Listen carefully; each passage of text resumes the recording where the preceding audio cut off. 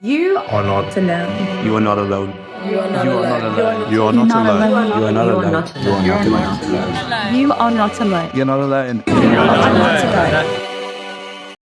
Hi guys, welcome to the podcast. Here today I have my good friend Savannah and she's going to be speaking a little bit about her journey and her struggle.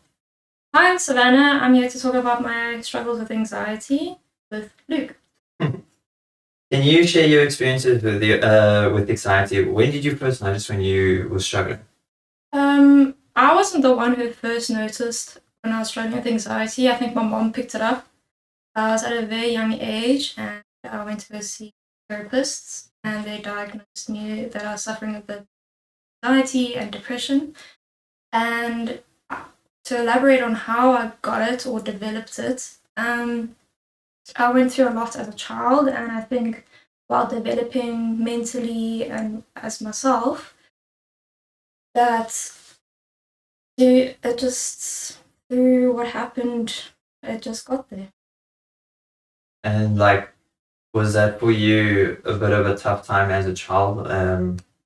Like experiencing that all as like when I was a child, I know especially I didn't get to see my family a lot because my mom was traveling a lot. My dad was working across Timbuktu to get to work and whatnot, so I didn't get to see them. So I understand that can plays a big role as a child and obviously today. What are some of the ways anxiety affects you day to day? It definitely holds me back because I was in this state of mind that anxiety controls me where I didn't control it. And I think I've only started realizing that this year, than opposed to all the other years where it was controlling me. It's like taking down my Instagram photos because I thought they were good enough, canceling plans because I didn't want to see people, because I thought maybe they don't like me, maybe I'm just too much, maybe this, maybe that. It's a constant thought of someone chatting in your head, where as it's not like a silent in your head. Yeah, in like your mind. there's no peace. No, it's just And I can imagine like even just normal things like should you do this, should you do that, what will it affect me later? And like yeah, especially even if you're an overthinker. yeah, Like, no, and especially like when now you've got this just this one simple task, but now you're thinking of a million other ways how to do it, and that can be a very big toll on your head at the same time. How do you handle situations that trigger you day to day? Usually I would just give into it and like I said, I would cancel or, I don't really want to see you. But now have this new way of solving it where I count up to 10 in my head. I go 1, 2, 3. Or when I'm really starting to feel like I'm gonna have a panic attack, I start saying it's not real. It's okay. It's just in your head. It's okay. And just start talking to myself about what I'm feeling and just processing it. And that's so good that you can do that to yourself because at the same time, it's only you that can get through it. Like you can get all the help in the world, but the only person that can really help you is you. Do you have someone in your life like that you can speak to about all these things? Like, I'm not talking just about therapists, but someone close to you. Like, I recently found this thing that someone said, if you have a friend that you can say, "Do you have 8 minutes?" It's such an honor for that person that you can just speak to them about it. And having that friend for just 8 minutes and you can just speak about all your emotions and all your problems in life. Do you have that type of person? Yeah, my safe person, as I'd say, is my mom. Just because she's, been there through all my traumas and she's always tried to keep me safe and been there when I need to cry.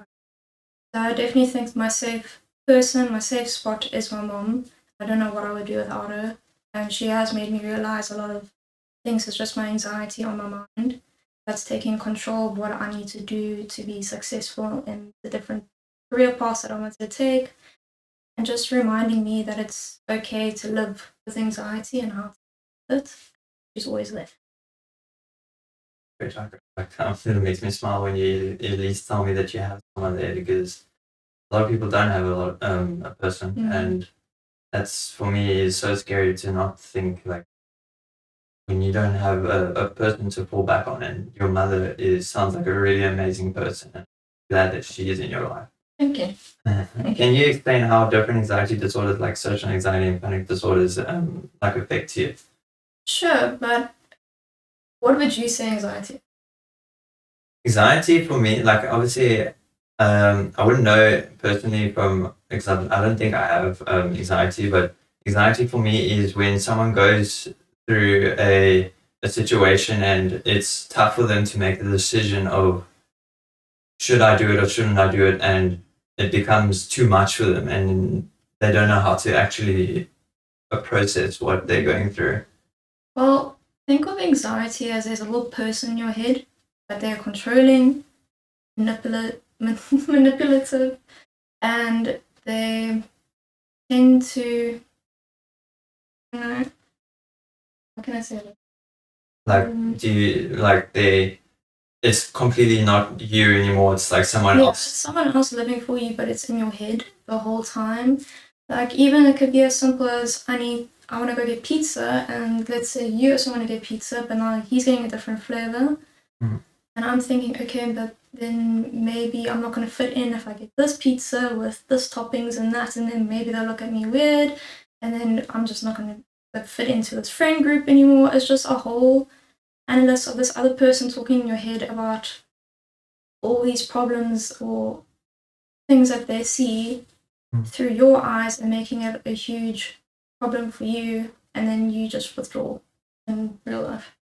So I can imagine that also like being in, I don't know, high school. High school was just a, like a rubbish situation where you have to kind of just do everything to be cool. Like Yeah. even if you love that and it looked weird, you couldn't do it because obviously it looked weird. Otherwise, doing all these trends that just come out of the blue and they look weird, but at the same time they are the Yeah. trend. But I can imagine that also affected a lot in high school and whatnot. So now that we know kind of what anxiety is, it's actually not many people. Many people think it's just anxiety, but there's actually so many different levels of anxiety, or there's different disorders of anxiety. I know I suffer from 3. Personally, my mom thinks I suffer with 4, so I suffer with social anxiety, which I don't like really interacting with people I don't know because I don't feel safe with them, or I don't feel comfortable talking to them. Or that's why a lot of people think I'm a very B person. I don't know if I can say the word. A very bitchy person. But I'm not. It's just I'm very scared of, talking to you and I don't know you and I don't know how you're gonna be towards me. So it kind of withdraws me from situations. I got panic disorder, which when I feel like a panic attack's coming on, I lose my breath. You get quite sick. I feel nauseous. I feel like vomiting. So your state of mind makes you physically sick. And then my last one's called generalized anxiety. So generalized is when you worry about every little single detail and thing. So it could be, like I said before with the pizza, it's just every little thing like alters your decision. And my mom thinks I suffer from a bit of being a hypochondriac. So I'll focus a lot on my body, or if I'm sick and I think, oh, the worst thing possible, but meanwhile it's just a little cold. So Are you a person that's like also very finicky about how things are supposed to be as well? Like say if your room had like shoes in the middle of the room, did it like affect you like that, or more like to yourself? no, not really. My mom thinks I'm a little bit of a piggy, but not. I'm curious because I mean at the same time I don't know too much about it, so like it would be cool because if I do meet someone else like that, like then I know okay, just. I think that's a whole different disorder mentally. It's called OCD. No, everything has to be. just like I know with being OCD, I have to have everything right, but I just like, is there any other type of maybe when things get a little bit too busy because I'm ADD and I can't really focus on things. So if my room starts feeling too messy, my head feels like it's spinning, and that's not putting everything right where it needs to go. And I don't like people touching my stuff when I place it a certain way. Okay. So that's about it. And then, what are some things that help you manage your anxiety? Um, you know, like I said, I didn't really take care of my anxiety for many years, and I think I still am trying to learn how to. But I know that when I write down my feelings in a journal or on my phone, it tends to clear up my mind. Or when I speak to someone like my mom or my boyfriend, it also tends to clear up my mind. Um, Also, exercising is a very good thing, and eating right as well. And like, um, how does your anxiety like affect your relationship and social life? I can say that it's a very draining experience for the other person on hand. I'm not trying to do it on purpose. It's just that I think you always need this constant what's it? Reassurance. Reassurance that you're loved, that you're not you're not the problem, you're not this and that. It's just a constant reassurance, and it can get quite draining on a person. And yeah, it's okay. Well, like I said, like just the fact that you talk to them, I can tell you that how I know how I feel when like when a good friend comes to me and tells me their struggle. I feel so honored because at the same time you came to me because you trust me, and I have no like greater respect from you to actually come and speak to me about it, and saying all these problems, and then I would love like I go like happy like I'm a kid in a toy store, like I can help my friend and like Yeah. but I'm glad you have people in your life that are there for you, and I can't stress that enough how important it is because it, that's the beauty of this. Mm. um, and how can you have you found like therapy helpful? Have you worked on like any techniques in your like struggle through anxiety? So I've been to therapy for a very long time. I think first time I was in primary school.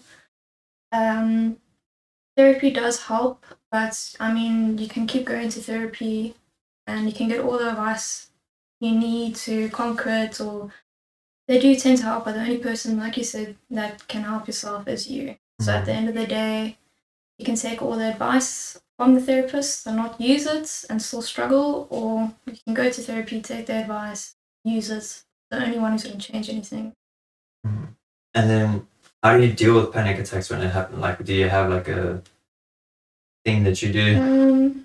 So I notice, like I said, when I get the panic disorder and I start feeling all these weird symptoms, I start to analyze, and I'm thinking the first thing is, what was the trigger? What triggered me to now panic? Mm. Then I think about it for a little bit and I realize what it was, and then I'm saying to myself, it's not that serious. Okay. It just keep talking to myself out of it, and then eventually I can't get a deep breath in and out. And Because I now like after you telling me all this, I imagine this massive brick wall just standing in front of you, and then you're so like narrow sighted, like you only see the brick wall when if you and then after doing all that you manage to actually find a way through the brick wall, go through it, where actually a matter of fact you can actually just walk around and go over it all. yeah. but like just imagining like going through something like that, like if I went through like that in hospital, I don't think like people also thought I went like crazy, you know. Yeah. And that's where I also thought started getting this like more didn't know what was going to happen. Yeah. And Yeah. does it feel like that? Well, yeah, I did in the beginning, but a certain incident happened in 2018 where I lost my sister due to mental health, and I was put on to antidepressants. I think I was weaned off last year, October, I was weaning off, and I took the big step of trying to deal with it on my own from 2024, and it's been a big adjustment. I'm learning how to deal with it on my own without chemicals. So, like I said, now what I've been doing is all the steps I've been telling you, with talking to myself, learning how to do it without it. And I think what made me want to come off it is because, you know, I want to be brave enough for my sister who I lost. And sorry about your sister, and it's for me, I can never imagine losing someone that close to me. And like the closest I think I've lost to that was my granny and my grandpa. They just died. Well, no, I don't say just died, but they died just a few years ago. And I always feel guilty that I never actually got to say like a couple of things to them and spend more time with them and whatnot. Do you have any like activity or anything that like kind of like also helps you, like music, doing When I do feel down, I tend to listen to music and draw. I love drawing when I'm feeling stressed. It's kind of like my thing in a journal. It takes a lot of stress off me. My mind feels free, and I feel I can actually think clearly for once. Once little mumbles in my head about this and that. Do you have any like what's your like music genre that you like? I don't actually have a specific music genre. I like listening to anything, unless it's country music. Then I don't. What about country music? Country music is my jam, man. Zach Ryan. I just can't. What is some advice you would give to people who are struggling with anxiety? I think first identify what anxiety is to you, then go see a professional. Let them tell you if you have anxiety. Don't let anxiety control you. Also, don't let it be your crutch. I let it be my crutch for so many years, and I think that's also stopped me from taking a lot of opportunities.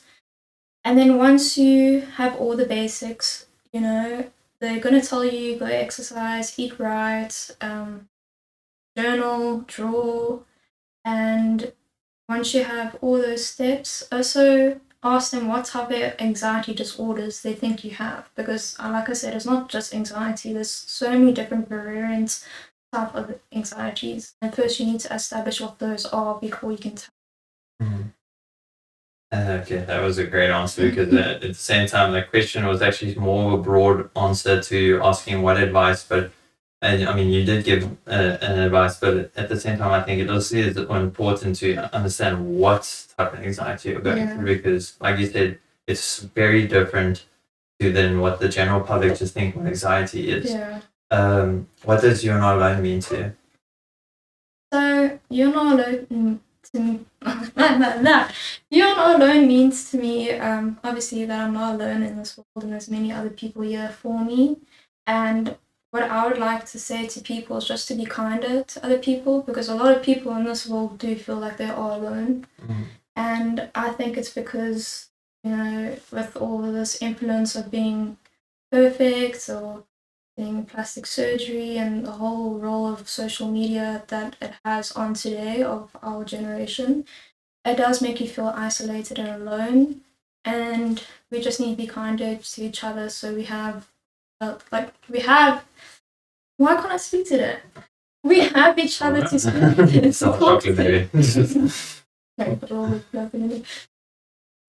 No, but we have each other to speak to, and if you're kinder, someone will take that step to come reach out to you then feel like they can't. That was such a beautiful response. Despite don't worry about the not speaking part, like that's how I feel majority of the time. But thank you so much for being on the podcast today, and I'm so proud of you, Savannah. Like, but I'm really proud of you, and I think you're gonna do great things. Like, and I can't wait to see you do them. And at the same time, I'm gonna try and be there for all of them. Thank you so much, Luke, and I feel the same for you. You're definitely gonna go places, and this podcast is amazing for other people to reach as well. And I hope the listeners, you know, really do take the advice of other people's stories through this podcast. But thank you guys. Thanks for having me. Thanks, Luke. Thanks, guys. And thank you, Savannah, for being on the podcast today. And we'll check you next time. Cheers, guys. Bye.